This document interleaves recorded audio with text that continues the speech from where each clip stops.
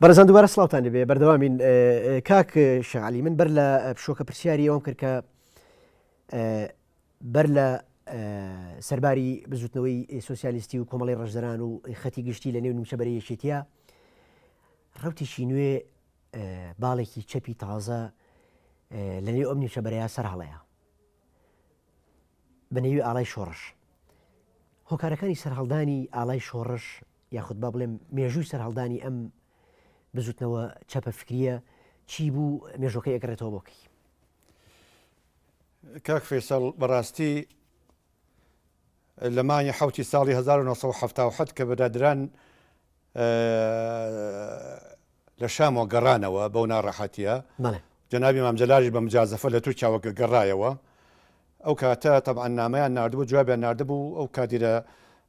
دەرکەوتەکان هەمویان بچن بۆ بۆ ئەوەی سەرکردایەتی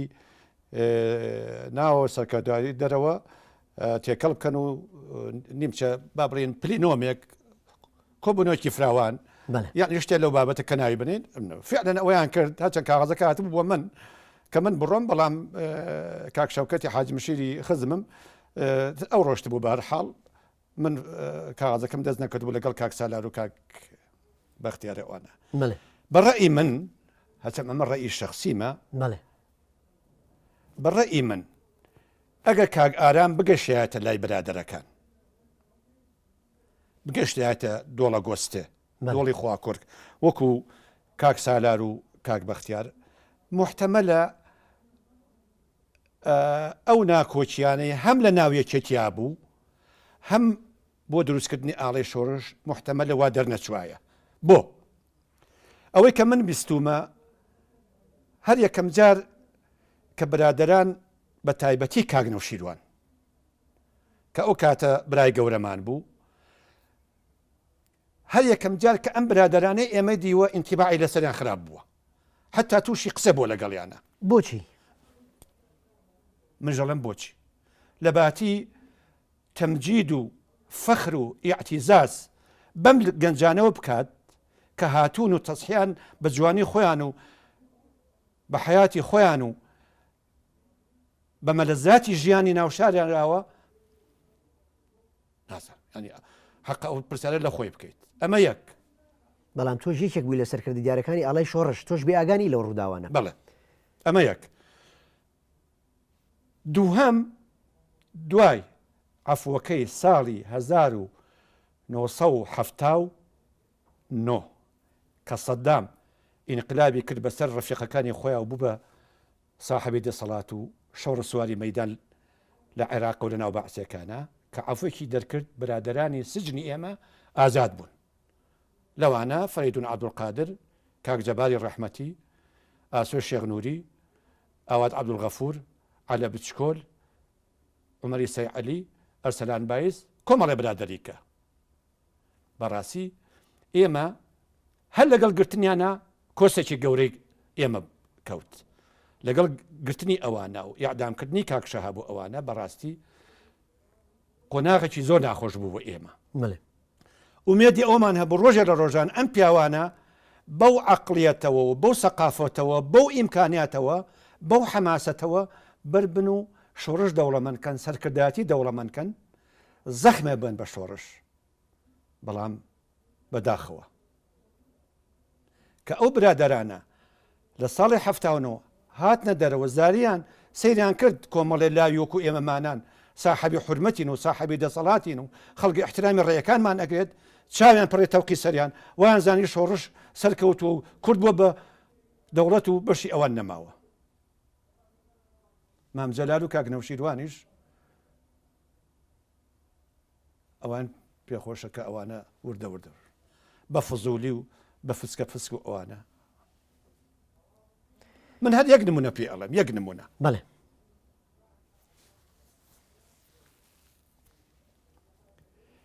مامۆستا جەعفەرەوە کاتان دای مەکتەبی سیاسی بوو. مەقالەیەکی نووسی مەقالەکە عمومیات بوو یعنی تەنز بوو تەنز ئامێز بۆ کوفار سەڵێ باسی کەسی نەکردووە یەکسەر کردیان بەسەوەی وەڵا بە ئێمان وت وەڵا بە فلانێ وەڵا بە فلان کەسیان و بە فلان کردیان بە هەرەوە بە زمڕەزم ئەوانە تەکفیریان کرد لای مام جەلال و کاک نەوشیروان. ئەمە یەک. دووهەم بەویژدانم من ساحبی قسەی خۆمم ئەم پیاوانە ئێستا جوان لێ لە شاشەی تەلەڤیزیۆنەوە حەزیشەکەم جوان لێ بێت کاگنشوان بۆ ئیشی تایبەتی خۆی هاتە دەرەوە هاتە خوارەوە بۆ منتیقەی شاربەژێر و دۆڵی گەڵاڵ لەگەڵ حەمای حاجی سابیر و کاک فەرەح تووشی ئەو وەزع بوون کە جیران بەداخەوە بۆ بەربوونی هەر کە جیران دەنگ و باسی گرتنەکەی بوو یەکێ لەو برادرانێک کە باسم کرد وتی ئۆخەی نەجاتمان بوو لێی بۆ بەربوونی کاک بەختیار عەقڵی بەکارهێنا هەم مفاوەزەی لەگەڵ ئەوانە کرد بۆ مەتالیبەکان جێبەجێکە هەم کۆتی کۆ کردەوە هەم محاولەیە کرد بۆ ئەوەی مسقالێک مشکلە نەبێ بۆ کاک نەوشیێوان هەتا فرسەتی بۆ هەڵکەوت بەهۆی کاوە شێخ لەتیف و تۆفیقی حاجی خزمی منەوە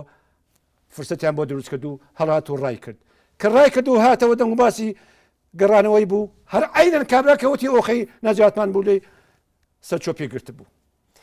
باشە بەڵام کاکشە علی ئەوترێ ئێوەش پێشوازیەکی گەرمتان لە کوتلەی سجن نەکردووە ئێوەش هەڵوێست و زیندانی بوون و ئەشکەنجەدان و شەهیدبوونی ئەوانتان وەکو پێویست نەنرخانوە ئەمە چەند ڕاستە بەعکسەوە من پێشەکی باسی چاکەی ئەوانم کرد لەو ڕۆژگارە ئێستا بەڵێ من پێشەکی باسی چاکەی ئەوانم کرد ئێستش من ڕێئیم وایە من شێمە و ئەخلاقم وایە کە باسی هەر کەسێکە کەن دوور کەوتۆ لە یەکێتی لە پێشە باسی چاکەکانێکە من جا باسی خراپەکانی من باسی چاکەکانم کەوتم ئەوانە کادیرن هیلاک بوون کۆمەڵیان دروست کردووە سەرکردەی ئێمە بوون چاوەڕێ بوون بێنە دەرەوە ئاوا بکەن ئاوا بکەن ئاوا بکەن ئاوا بکەن بە ئومێدەوە مشتاق بن بۆیان بەڵام بەداخەوە وا دەرنەچوو زۆر باشە کەواتە ئەوەی کە هۆکار بوو بۆ دروستبوونی ئاڵای شۆڕش بۆ بیرکردنەوە لە دامەزرانی ڕوتێکی چەپ و فکری تازە لە نێو نیمچەبەرەی یەشێتیە هۆکارەکەی برادرانی کوتلەی سجن بوون قوربان هۆکاری زۆر بوو ئەگەر هۆکارەکان یەک دوو هۆکار مەسەلەن هۆکاری ئەوە بەڕاستی ئەم برادرانی ئێران زۆر تەئسیران لەسەر کۆمەڵی گەنجی ئێمە هەبوو مەبەست لە برادرانی ئێران کۆمەڵی ئێران حیزبی کۆمۆنیستی ئێران کە ئەو کاتە دروست نەبوو لە دوای دروست بوو حیزبی کۆمۆنیست بەڵێ ئێمە علاقایەکی ڕوحیم علاقاتێکی ڕوحیمان هەبوو لەگەڵێنە نەک ئێمە وەکو ئاڵای شۆڕش هەر شۆڕشی ئێمە داڵدەمانان مەقڕمان بۆ کردنەوە یارمەتیمان ئەوانە پیاوی مسەقف پیاوی خوێنەوار پیاوی نەزەری بەڵێ هاتو چۆمان هەبوو هەتا حکوومەتی ئێرانی دەسڵاتی نەبوو ماڵەکانیان کرد بوو بە مەقڕی یەکێتی نیشتیمانی کوردستان کە لیان قەومە هاتنە دەرەوە لە منتیقەی چۆخماخ و مالومە و ئەو منتیقانە مەقڕێندانە ئێمە ئامۆژەمانە کردن دانیشی نەگەڕیانە قسەمانە کرد لە مەسلەی تەبەقات لە مەسلەی سەورات سەرکەوتنی میلەتان نشستی شۆشەکانی مۆی لەل ئەخیریهی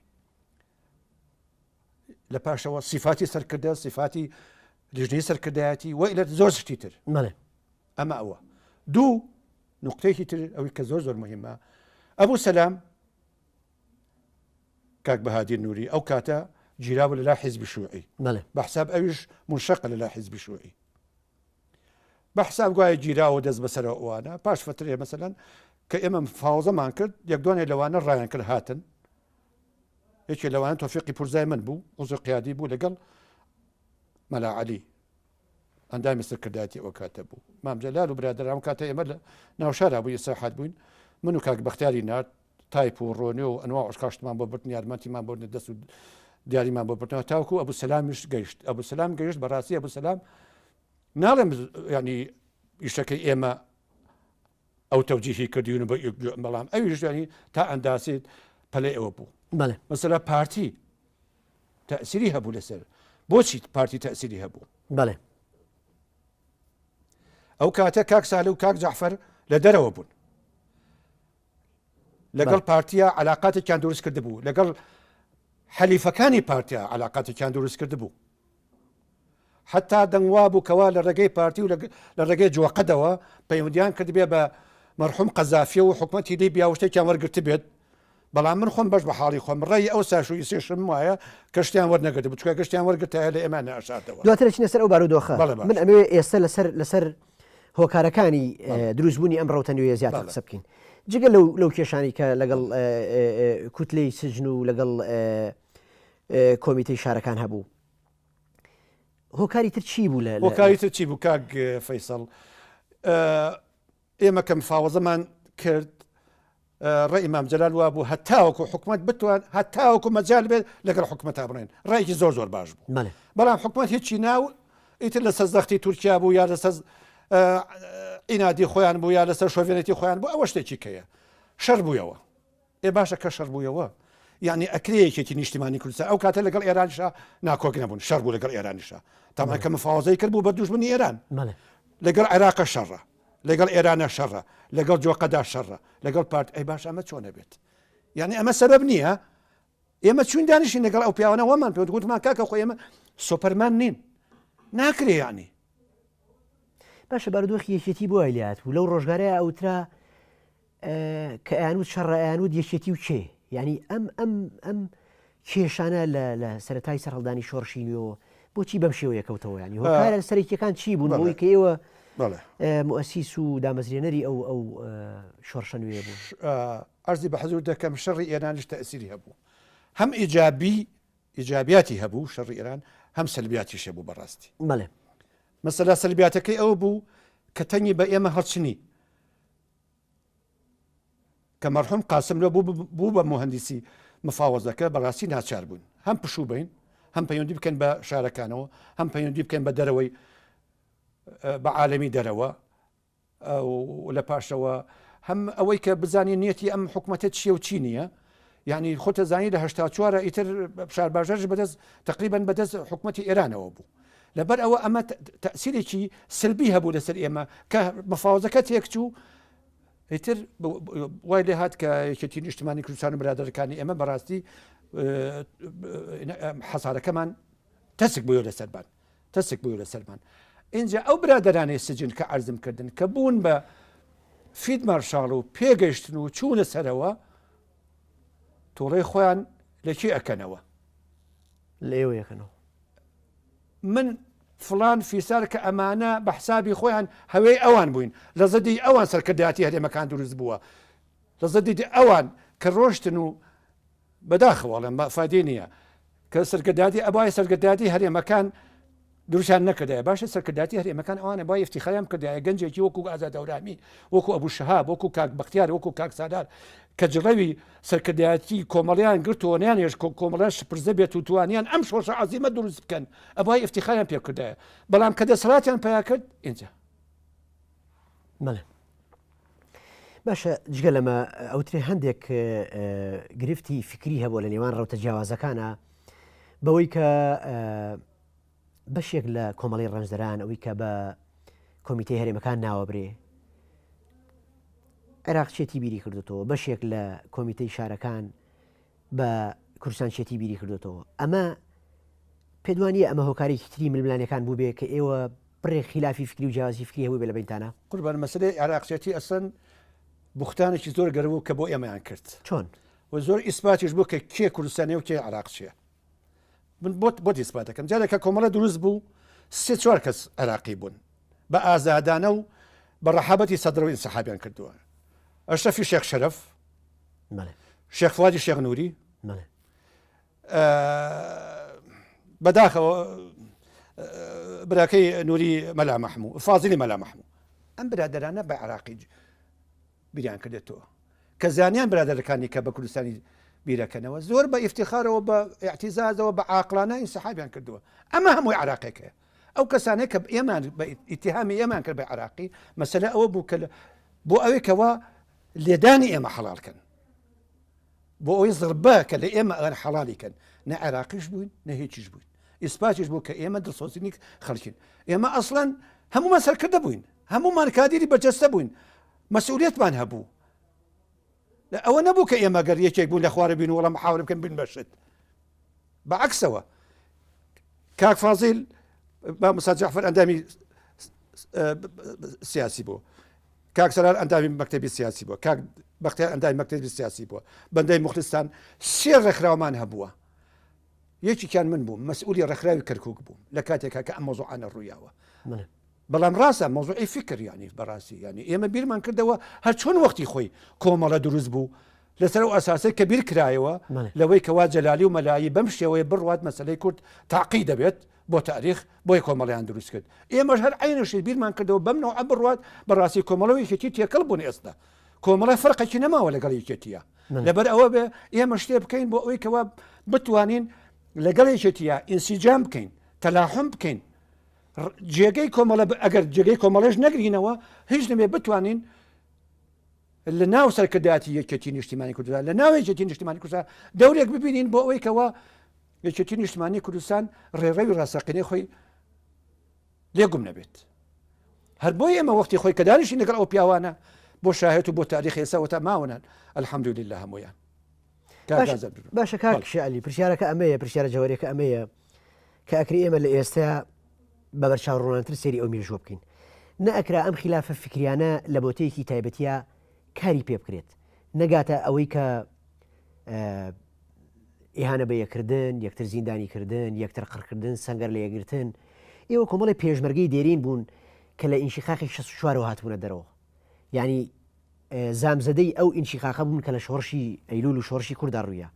بۆچی لە ناو یەکێتیە هەمان سیناریۆ و هەمان کارکتەری سیاسی و هەمان بارودۆخی سیاسیە خوڵقایەوە بۆ ڕێگریتان لەو بارودۆخە نەئەکرد والله خۆ پرسیارش وەجیهە بەڵام یعنی لە ظروفێکی ئاعتیادیان نەبووین ئێمە کاک فەیسەڵ ئێمە لە ظروفی شاخ بووین لە ظروفی شارە بێت زۆر ئاعتیادیە لە ظروفی شارە ئەتوانی دابنیشی مناقشە بکەی مەسادری لە بەردەسایە قسە هەیە حەکیم هەیە حاکم هەیە ئەتوانی بێنی دابنیشی پسپۆر هەیە شارەزا هەیە مشاویر هەیە بەڵام لە شاخە مۆزۆ دەسەڵاتە نایڵێت کاگرشیروان ئەمە قسەی کاگرشوانە ئەڵێ شۆ یوسیەتی لە تێل ئێمە بکەنەوە چۆن قبولیەکەین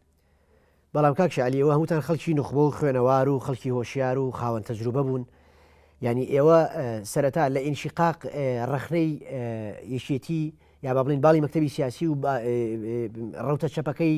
ناو پارتی و ڕەخنەیە لە سەرکردایەتی پارتی ئەوە بووە کە ئێتیمان بە خوێنەوار نایەن بلە ماڵەگەری ئەەکەن عشیرەتگەری ئەەکەن وەک پێویست سیاسەتی ئەکتیڤ ناکەن ینی ئێوە خۆتان بەم ڕەخنەوە هاتنە دەرەوە بەڵام کاتێک کە شۆڕشی نیشتان ڕگەیان کەوتنەوەنەوە هەمان بارودۆخ ینی بیرۆکەی ئێوە ئەوە بوو کە سیاست و شۆڕش بنەوە دەستگیری خوێنەوار بەڵام ئەمەتان پێ نەکرا بۆمان نەکرا لەبەر واقعەکەی مجتەمەعی کوردی واقعی مجتەمەعی کوردی عرضم کردی لە سەرەتا نەئەکرا هەموو ئەوە بێت و ئەوە بێت و ئەوە بێت لەبەرەوە خەڵکی تریشە بووەکو ئێمە حەزی لە شۆڕش کردووە حەزی لە سەنگەر کردو حەزی لە تفەن کردو حەزی لە بەرگری کردووە بەڵام نایە ببێ بە کۆمەڵە مجتەمەعی کوردی ئێستش کاکە خۆی ساوەتە 20 ساڵ 25 ساڵ 30 ساڵ بەسەر وەزع ڕۆشتووە ئەوە مجتەمەعی کوردی ئێمەیە جگەلەوە ئێمە نەمانویستە لە یەکێتی نیشتیمانی کوردستان جیابینەوە ئوستاز یعنی ئێمە بۆ تاریخ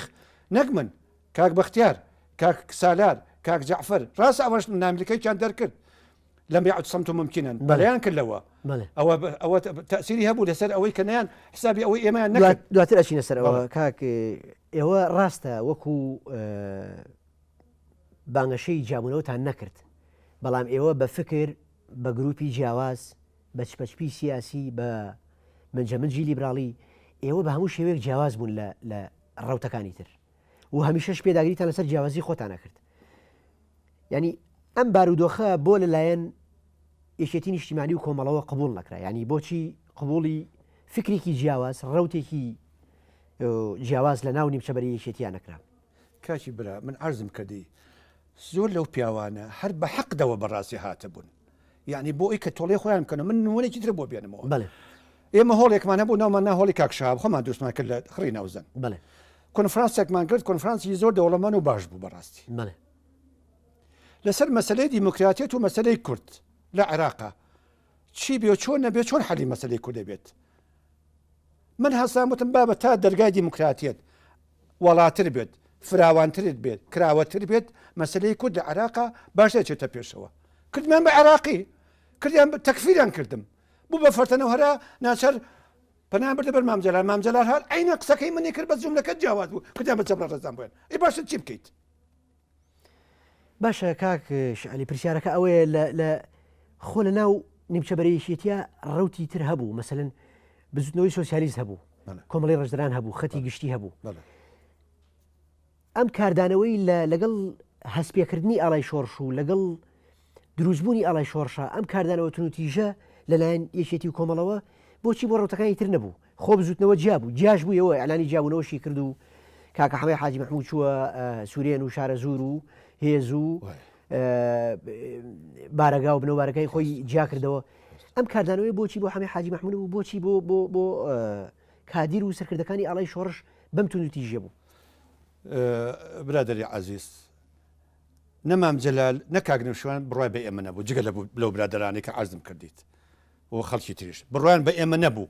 چکە ئێمە کە دانیشی لەگەڵیانە وتمان جا نابینەوە بڕوان بە ئێمە نەئەکرد بڕوان بەوە نەئەکرد کە ئێمە فعلەن جا نابینەوە وعدیشمان نانێ ئێوە جیاژ نەبوونەوە جاژ نەبووینەوە بەڵام ئەوانەی کە ناو یەکێتیا بوون بە حسابی جەنابی مام جەلال و کاگنەوشیدوان خازعی ئەوانن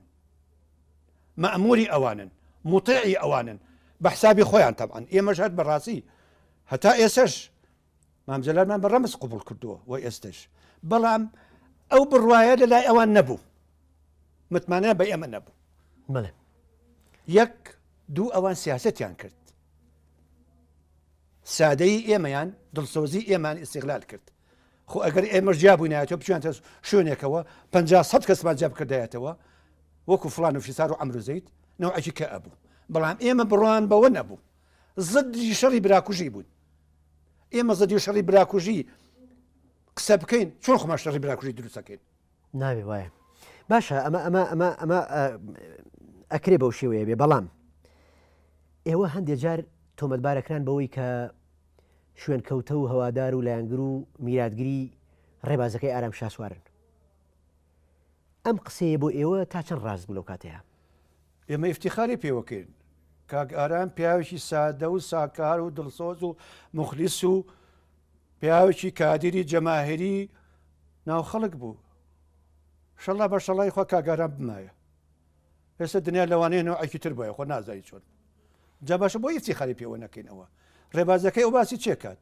باسی ئەوە کا دیموکراتی لە عێراق چۆن بێت مەسەلەی کورد چۆن چارەسەر بکرێت دۆستەکانمان کێ بێت دوژمنەکانمان کێ بێت